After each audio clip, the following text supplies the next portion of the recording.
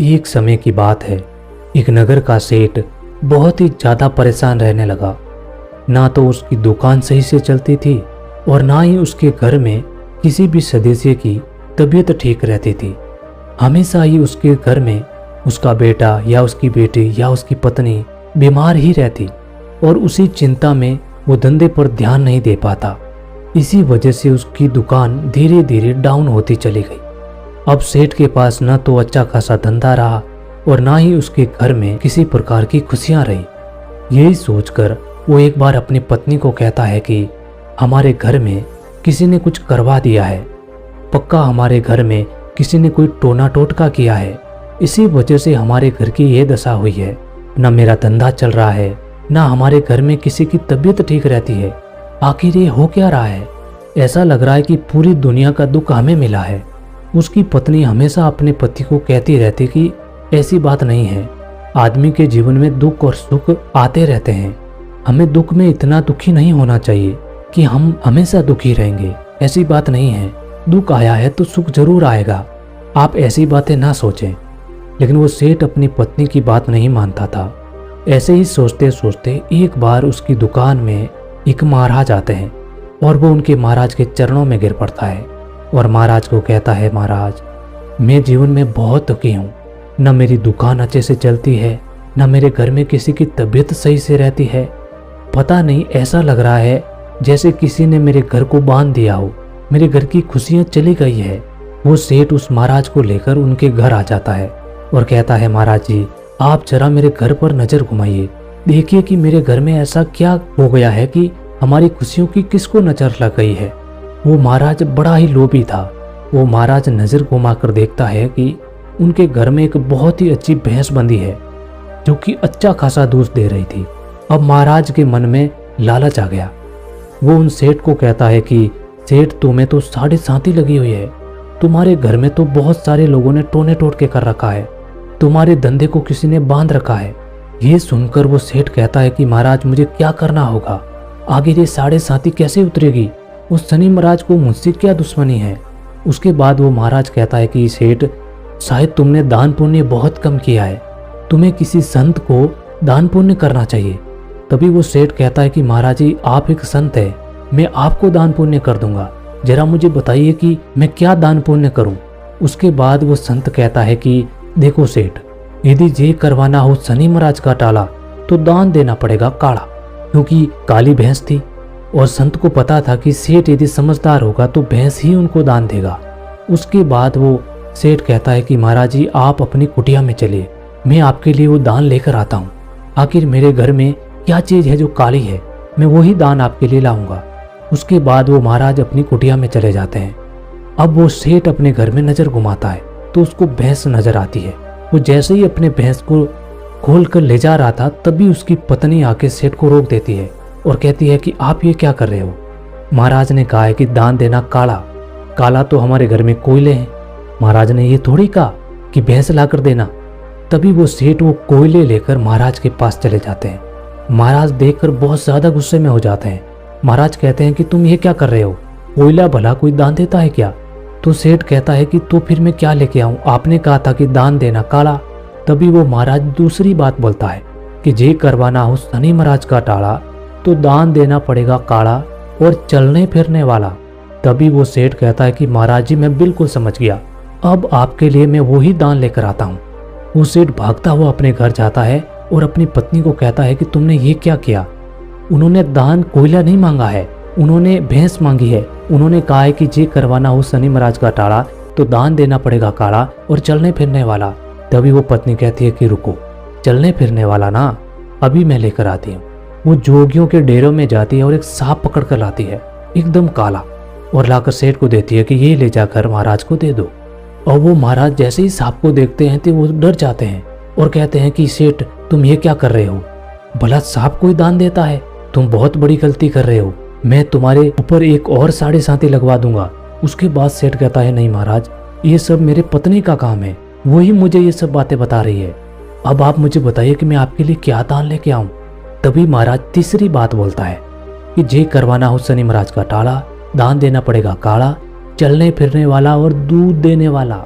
अब सेठ कहता है कि महाराज अब मैं बिल्कुल समझ गया, मेरे घर में दूध देने वाली एक ही चीज है और मैं तुरंत जाकर लेकर आता हूँ। अब वो सेठ भागते हुए जाता है और अपनी पत्नी को कहता है कि तुमने ये क्या कर दिया, महाराज को नाराज कर दिया, वो हमारे ऊपर एक और साढ़े साथी लगवा देगा। पत्नी कहता है कि आप शांत रहिए, ना तो कोई साढ़े साथी होती है और ना ही किसी शनि देवता से हमारी दुश्मनी है। वो महाराज बहुत बड़ा लोभी है। अब आपको महाराज ने क्या कहा है मुझे बताइए। सेठ कहता है कि उन्होंने कहा है कि दूध देने वाला। तभी वो पत्नी कहती है कि रुको, उसके बाड़े में एक कुतिया ब्याई हुई थी और वो बिल्कुल काली थी। वो एक तिगारी के अंदर बच्चों को डालकर सेठ को दे देते हैं, इसको लेकर महाराज को ले जाकर दे दो। वो कुतिया अपने बच्चों को ले जाते देख कुतिया भी पीछे पीछे सेठ के लग गई। अब सीधे महाराज के पास जाकर उतारता है और कहता है ये लो महाराज, चलने फिरने वाला, काला भी है, दूध देने वाला भी है, सब है। तभी वो महाराज हंसने लग जाते हैं। महाराज कहते हैं सेठ, मुझे पता है कि तुम इतने बड़े ज्ञानी नहीं हो। यदि तुम इतने बड़े ज्ञानी होते तो तुम पहले ही टाइम समझ जाते कि ना तो कोई साढ़े साथी होती है और ना ही हमारी किस्मत को कोई छीन सकता है। ये तुम्हारी पत्नी की करामात है और मैं तुम्हारे घर चलना चाहता हूँ। तभी वो महाराज और वो सेठ दोनों ही सेठ के घर आते हैं। महाराज उनके घर आकर उनकी पत्नी को कहते हैं कि तुमने अपने मन में ये दृढ़ संकल्प कर दिया कि महाराज को ये भैंस दान में नहीं देनी है। मैं भले कितने भी सेठ को समझा कर भेजूं, लेकिन तुमने हर बात का कुछ न कुछ मतलब निकाल कर उसका उत्तर तुमने मुझे दिया। इंसान चाहे तो क्या कुछ नहीं कर सकता। उसके बाद वो महाराज कहते हैं कि तुमने जो संकल्प लिया है उस संकल्प को बरकरार रखना। अपने मन में हमेशा ये सोचना कि तुम्हारी किस्मत का कोई कुछ नहीं कर सकता, तुम खुद उसके निर्माणदाता हो। आज मैं तुम्हें दो ऐसे शब्द बता रहा हूँ जो इतने ताकतवर होंगे जो तुम्हारी जिंदगी को बदल कर रख देगा। क्योंकि तुम्हारे मन में इतना विश्वास है तो जरूर ये दो शब्द तुम्हारी जिंदगी बदल देगा। वो महाराज कहते हैं हमारा मन बहुत ही ज्यादा शक्तिशाली होता है, बस हमें इस मन को सही से समझना होता है। हम जो भी चाहते हैं वो हमारे साथ होता है। जब पहली बार तुम्हारे घर में दुख आने शुरू हुए उसी दिन से तुम नकारात्मकता अपने घर में ले आए। तुम्हारा बच्चा बीमार रहने लगा तो तुम कभी सकारात्मक सोच ही नहीं पाए, हमेशा नकारात्मक बातें सोचते रहे और इसी वजह से तुम्हारे घर में एक के बदले एक दुख आते गए और इसी वजह से तुम्हारा धंधा डाउन हो गया। आज मैं तुम्हें ब्रह्मांड के सबसे शक्तिशाली दो शब्द बता रहा हूँ। इन शब्दों को हमेशा याद रखना। इन शब्दों के बीच में तुम जो भी शब्द डालोगे वो तुम बन जाओगे। और मैं ये बातें तुम्हें इसलिए बता रहा हूँ कि तुम्हारे मन में वो विश्वास है, तुम्हारी पत्नी के मन में ये विश्वास है और विश्वास ही बड़ी चीज होती है। उसके बाद वो महाराज कहते हैं कि दुनिया के ब्रह्मांड के सबसे शक्तिशाली शब्द है मैं हूँ। उसके बाद वो महाराज कहते हैं कि ये दो शब्द ब्रह्मांड के सबसे शक्तिशाली शब्द है। इनके बीच में तुम जो कुछ भी शब्द लगाओगे वो तुम बन जाओगे। यदि तुम्हें इनके बीच में बुद्धिमान लगाना है तो तुम एक बुद्धिमान बन जाओगे। जैसे कि मैं बुद्धिमान हूँ, मैं सुखी हूँ, मैं एक महान हूँ। तुम जो भी इनके बीच में लगाओगे वो तुम बन जाओगे। अब मैं तुम्हें बताता हूँ कि तुम्हें करना क्या है।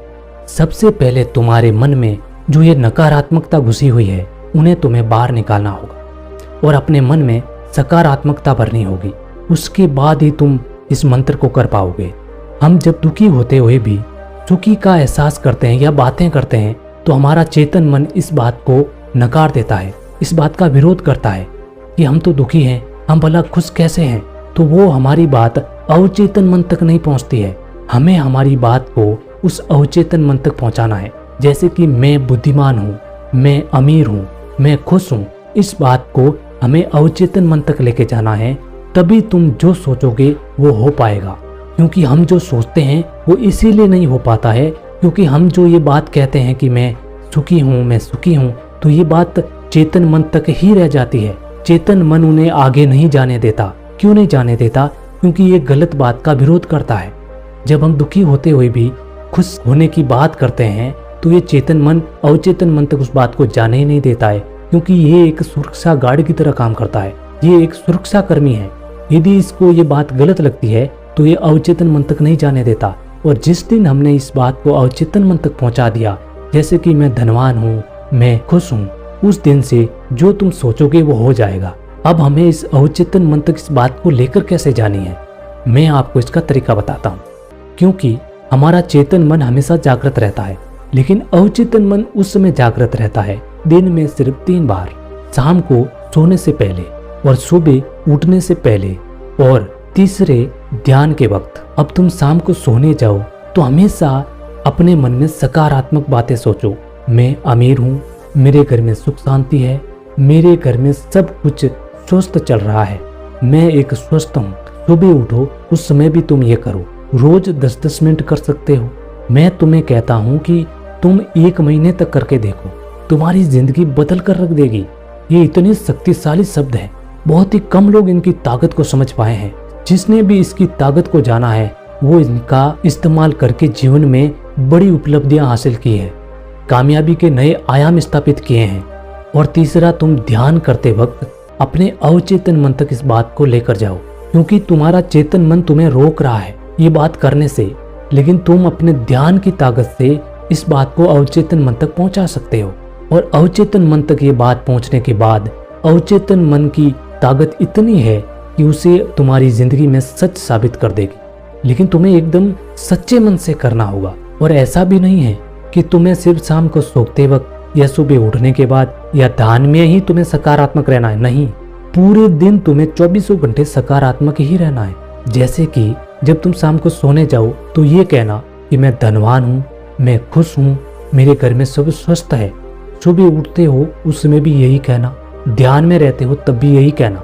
लेकिन अब सब दिन तो ये नहीं चलेगा, इसीलिए जिस समय तुम्हारा चेतन मन जागृत रहता है, क्योंकि जिस समय ध्यान में नहीं रहोगे उस समय तुम्हारा चेतन मन जागृत रहेगा, तो चेतन मन के जागृत रहते हुए भी एक बात कह सकते हो, मैं धनवान हो रहा हूँ, मुझे धन कमाने के लिए नए नए कार्य मिल रहे हैं, मैं स्वस्थ हो रहा हूँ, जैसे कि कार्य चल रहा है, इसके बारे में बताना। इस बात को तुम्हारा चेतन मन स्वीकार कर लेगा। वो उस बात को नहीं करता है जैसे कि दुखी होते हुए भी हम सुखी बात करते हैं कि हम सुखी है, उस बात को चेतन मन स्वीकार नहीं करता है। लेकिन इस बात को कर लेगा कि मैं दवाई खा रहा हूँ और मैं स्वस्थ हो रहा हूँ। जैसे कि आप बीमार हो और आप अपने मन को ये कहो कि मैं बीमार नहीं हूँ, तो चेतन मन नहीं मानेगा। लेकिन ये कहो कि मैं स्वस्थ हो रहा हूँ, मैं जो दवाई खा रहा हूँ उससे मैं बिल्कुल ठीक हो जाऊंगा, इस बात को चेतन मन स्वीकार कर लेगा। और उसके बाद ये बात तुम्हारे अवचेतन मन तक पहुंच जाएगी और उसके बाद ही तुम्हारी जिंदगी में चमत्कार हो जाएगा। इन 2 शब्दों को तुम सही तरीके से इस्तेमाल करना सीख गए तो तुम्हारी जिंदगी चेंज हो जाएगी। जैसे मैंने तुम्हें बताया है, तुम्हें हमेशा यही करना है और विश्वास रखना कि तुम खुश हो जाओगे, तुम्हारी जिंदगी में खुशियां लौट कर आ जाएगी, तुम्हारी दुकान का धंधा अच्छा चलना शुरू हो जाएगा। विश्वास के साथ कहना, जैसे कि तुम्हारी पत्नी के मन में ये विश्वास था कि मुझे दान नहीं देना है तो नहीं देना है। यही विश्वास, यही सकारात्मकता तुम्हारे मन में रखनी है। देखना धीरे धीरे तुम्हारी जिंदगी चेंज हो जाएगी। दोस्तों, हमें भी अपनी जिंदगी में इसी तरीके से अपने अवचेतन मन तक इस बात को पहुंचाना है और जिस दिन हमारे अवचेतन मन तक ये बात पहुंच गई उस दिन हमारी जिंदगी चेंज हो जाएगी। करके देखना, ना कि इसमें कुछ पैसा लगता है, ना ही हमें ज्यादा समय लगता है, बहुत ही कम समय लगता है और बहुत ही जल्दी आपको इसका रिजल्ट भी मिलना शुरू हो जाएगा, क्योंकि बहुत लोगों ने इन्हें अनुभव किया है, बहुत लोगों ने पाया है। इसीलिए इस पर इतनी बात होती है कि जो तुम सोचते हो वो होता है। बहुत बड़े बड़े संत महात्माओं ने ये बात कही है, ऋषि मुनियों ने ये बात कही है, तो फिर ये बात झूठी कैसे हो सकती है? हम इसको नकार कैसे सकते हैं? और विश्वास के साथ ये बात करना, जरूर आपकी जिंदगी चेंज हो पाएगी। जो आप सोचोगे वही होगा। उम्मीद है ये कहानी आपको पसंद आई होगी और दी हुई जानकारी आपको अच्छी लगी होगी। ऐसी कहानी हम आपके लिए लाते रहेंगे, तो चैनल को सब्सक्राइब कर देना। मिलते हैं अगली वीडियो में, तब तक के लिए अपना ख्याल रखना।